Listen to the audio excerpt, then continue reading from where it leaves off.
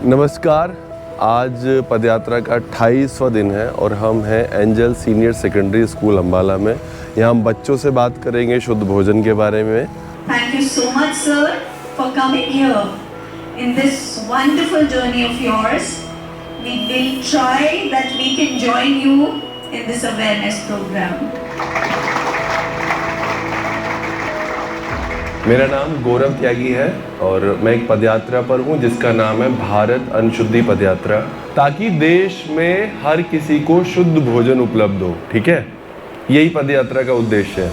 अब इसके लिए क्या कर रहे हैं हम अलग अलग लोगों के पास जा रहे हैं। ठीक है, क्योंकि हम ये जानते हैं कि जो भोजन है वो है किसानों के पास। ठीक है, हम किसानों से ये बोल रहे हैं कि आप जो है अपना सामान खुद से बेचना शुरू करिए। ठीक है, उससे होगा क्या, अब आप भी क्योंकि किसानों के घरों से हैं तो जाके मम्मी पापा से बताना है। ठीक है, बताएंगे ना, तो ये बताना है उनसे कि अपना सामान खुद बेचना शुरू करिए, थोड़े से ही शुरू करिए। ठीक है, ताकि क्या होगा, इससे जो खरीदेगा उसको शुद्ध भोजन मिलेगा।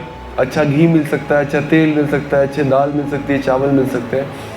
और उससे हमें क्या फ़ायदा होगा, हमें एक्स्ट्रा मनी मिल सकती है, अलग से कुछ पैसे मिल सकते हैं। क्योंकि जब हमारे माता पिता मंडी में कुछ सामान बेच के आते हैं, मिल को दे के आते हैं, तो उन्हें उतने अच्छे पैसे नहीं मिलते और समय पे भी नहीं मिलते।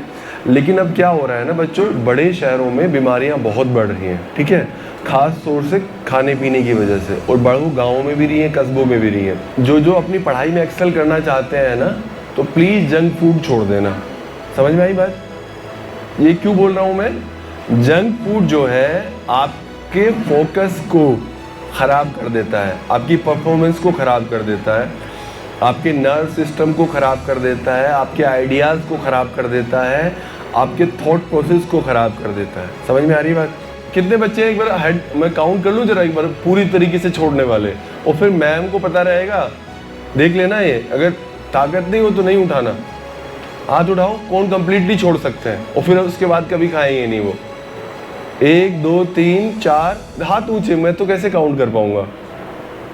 आपको नहीं करना, खाने हैं तो एक हाथ ऊंचा सा खड़ा करिए। 1 2 3 4 5 6 7 8 9 10 11 12 13 14। एक ओथ लेंगे, अभी देंगे ना पक्का?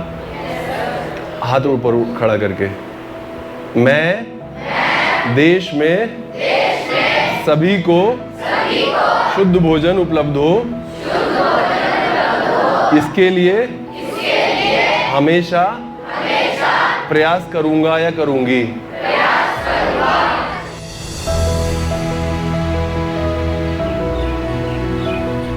हम हैं अभी पुलिस डीएवी स्कूल अम्बाला में। गौरव त्यागी जी का ये बड़ा ही सराहनीय कदम है। हालांकि बड़ा डेयर चाहिए कि अपना सारा कारोबार, अपना जो भी आपका बिजनेस है उसको छोड़ करके आप देश सेवा में लगे हैं, लोगों को जागरूक करने में लगे हैं।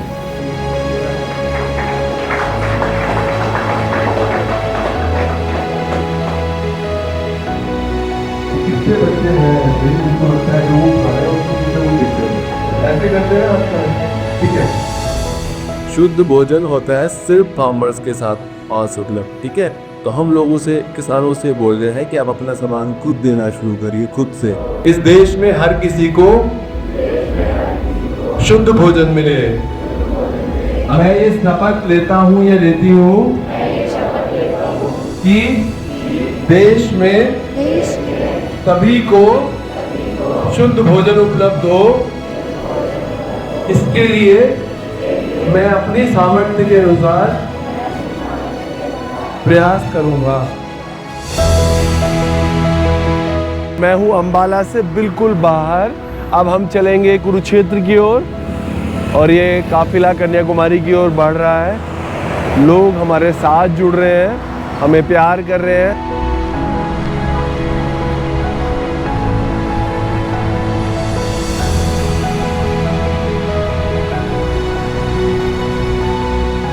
वहाँ मुझे उधर दूर कुछ किसान और ट्यूबवेल दिख रही है, तो मैं वहाँ जाऊँगा, उन लोगों से बात करूँगा और हम बताएंगे अपनी पदयात्रा के बारे में।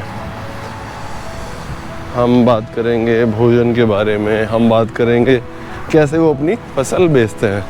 थोड़ा सा रास्ता यहाँ जो है वो खुद बनाना पड़ेगा, क्योंकि मुझे आदत है तो कोई दिक्कत नहीं है मुझे वहाँ जाने में।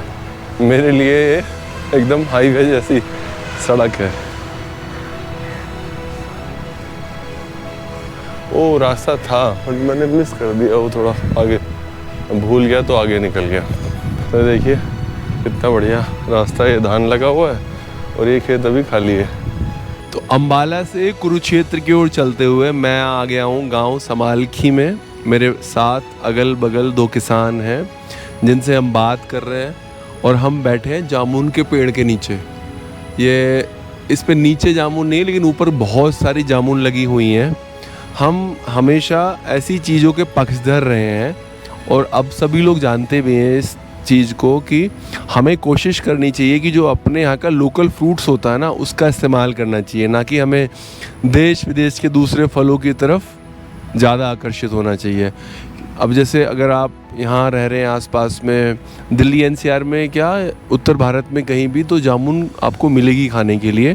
और जामुन एक ऐसा फल है जिस पे कोई स्प्रे का, कोई केमिकल का इस्तेमाल नहीं होता। पेड़ पे तो कुछ नहीं होता, बाकी अगर कोई कुछ कर रहा होगा तो अलग बात है। ये कहीं नहीं इस पे कोई जो है, ये तो जब भी आज आ रहा दिख रहा, बरसात का मौसम आएगा जी, जून बरसात पड़ती जाएगी, जून पकता रहेगा, बरसात में ही पकेगा, कोई केमिकल नहीं पका सकते। हाँ, इस पे कोई केमिकल का इस्तेमाल नहीं होता। तो प्लीज़ आप जो है जामुन का इस्तेमाल करिए। हम किसानों से बोल रहे हैं कि आप अपना सामान खुद बेचना शुरू करिए। हमें यही जी, हमें बढ़िया सामान मिले, जिम्मेदार सभी को अच्छा खाना मिले, सब फायदा मिले। ये थोड़ी सी प्रॉब्लम ये है जी, जिम्मेदार पे पैसे नहीं होता, इसलिए ये आर्थिक से थ्रू कंपनी को बेचना पड़ता है। जब अपना पैसा हो तो क्या लोड बेचने की जी, ठीक नहीं सर जी। तो आपको क्या लगता है जैव ऑर्गेनिक खेती के बारे में करनी चाहिए? हाँ बढ़िया जी, खेती बढ़िया जी। हाँ, थोड़ा सा उसमें दिक्कत करे, 1-2 साल दिक्कत करेगी, अगले साल बढ़िया हो जाएगा काम।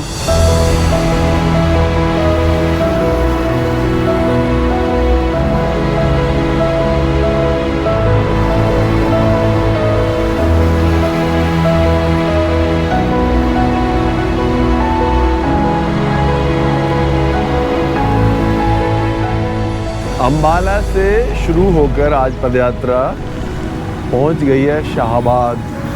हमने लगभग 20 किलोमीटर दूरी तय की है। आज कम चलना हो पाया है और रात भी काफ़ी हो गई है, तो अब हम पदयात्रा को यहीं पर विराम दे रहे हैं। कल यहीं से शुरू करेंगे। आज स्कूल में बच्चों से बहुत अच्छी बातें हुई। अब हमारे साथ बने रहिए और सपोर्ट करते रहिए, क्योंकि वही हमें आगे बढ़ने की ऊर्जा दे रहा है। नमस्कार, शुभ रात्रि, धन्यवाद।